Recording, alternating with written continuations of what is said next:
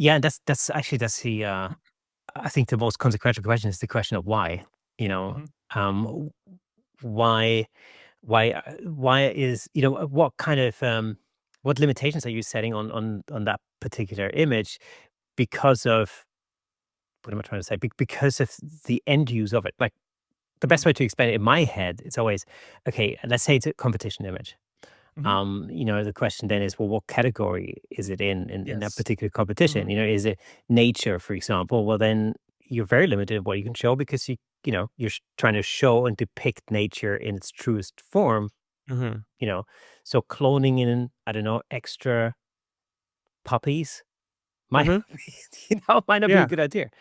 Um, but if it's a different category, like I don't know, art, Mhm. then there might not necessarily be a boundary at all. When Yeah. it comes to movie process, that's actually something that's just personal interest. Do you have any limitations that are set to you by, let's say, the director, or is it like basically just go all out and create something cool? I've never been involved in a project where the director himself or herself have made specifics to the poster, but it does happen. Um, so I guess I should explain how this industry works a little bit. So I am what they call a finisher, which is the last chef on that kitchen that cooks the meal. And what I mean by that is that there's a lot of processes that go through before I even touch the Photoshop file.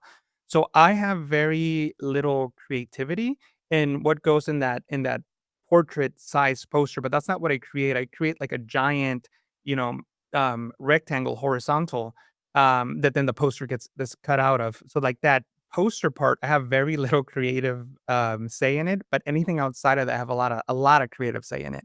And the reason being is that poster image that you see gets seen by legal, gets seen by art directors, by a whole bunch of people, sometimes too many people, in my opinion. But everybody's got a say in it, and I have very little creative direction. But then anything outside of that, I have almost endless um, creative freedom as long as it fits the context of that portrait, if that makes any sense. One of the first steps is the design process. As a finisher, I'm not involved in the design process. I'm only involved in taking that concept, that design idea, and then making it into what you see on screen on Netflix, as we were discussing earlier. So would you get an actual sketch of it, or would it I've already? gotten Yeah, Yeah. I've gotten sketches and I've also gotten really rough Photoshop cutouts where like we have the actor here, but it's a really bad mask and this is the background and we want, I don't know, like a horse here, but it's just like a, horse with the white background. You know what I mean? So like it's very loose. And other times it can be quote unquote almost finished where they just want me to do the fine tuning, get the details right. So it varies. I want to see those rough sketches. That'd be hilarious. Yeah, yeah. Unfortunately, I'm under NDA, so I can't show them. Otherwise, I would show them on my YouTube channel. But a lot of the times, I'm like, "Oh man, this would make such a good video because of whatever the reason." But I can't show them publicly, especially unretouched celebrities. That would really get me in trouble. Yeah, it'd be funny though. It'd be funny. It's Oh, like the alternative version of this movie. well, I always tell people, when you look at a movie poster, realize that someone like me has spent 20, 30 hours on it, and the person does not look like that. Like even that person does not look like that. It's a, And you it's know not it. up to me. Oh, Yeah. sorry, go ahead. No, it's an interesting thing.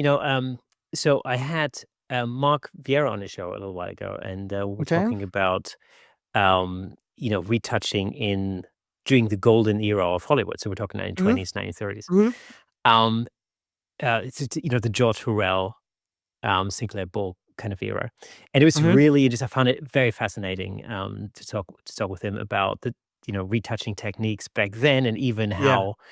how far retouches went Mhm. even back then. Sure. We have this misconception nowadays. It's like, oh, it's all Photoshop. Well, you have Yeah. no idea. I mean, they went way overboard in some Sure. cases, Yeah. and it Yeah. was really interesting to see. You know, uh, on some occasions, to see the Mhm. unretouched version of that photo, and then the retouched version. Bearing in mind this was done manually Mhm. 80, 90 years ago. Yeah.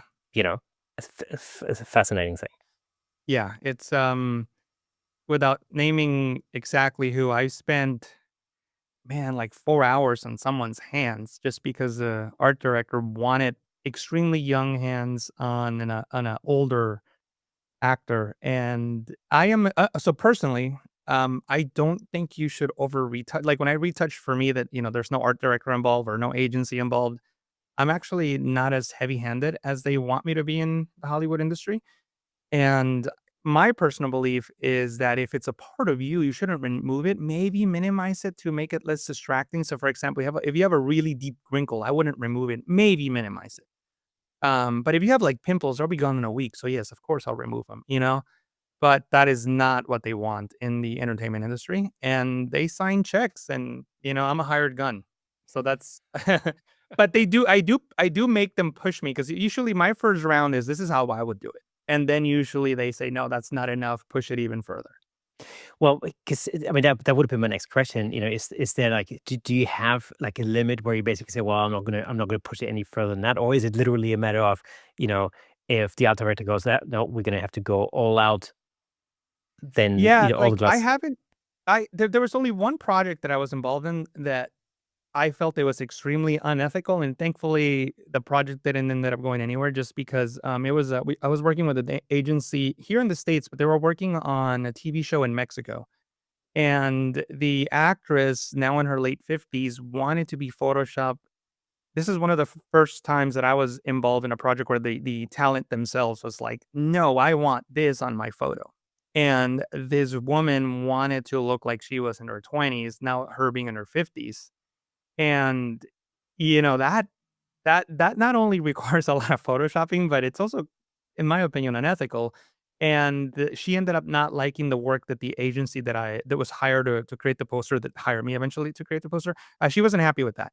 So it ended up not going into production. But that was one of the times that I felt that was an extreme edit, and thankfully it didn't go into production. Hey, let me just jump in real quick to tell you about the amazing sponsor of this episode, Platypod.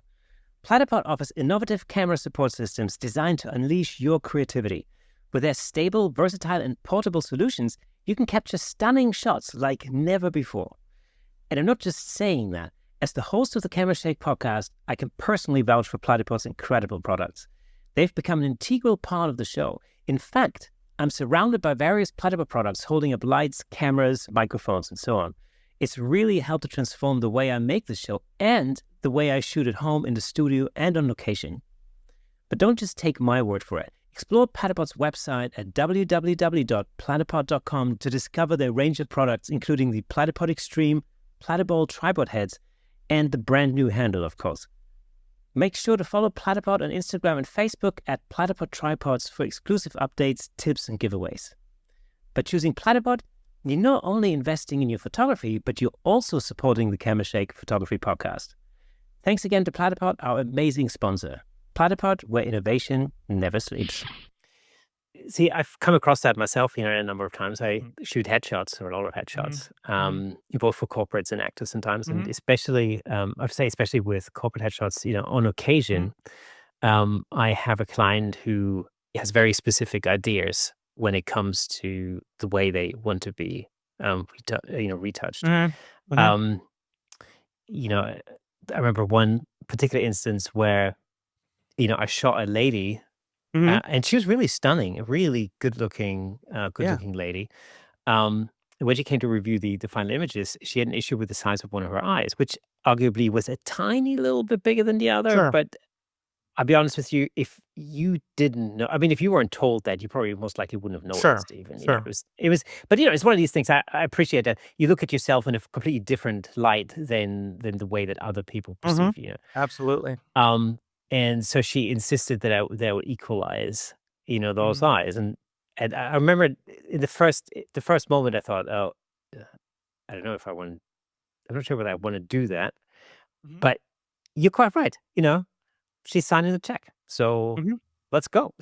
Yeah, yeah, yeah.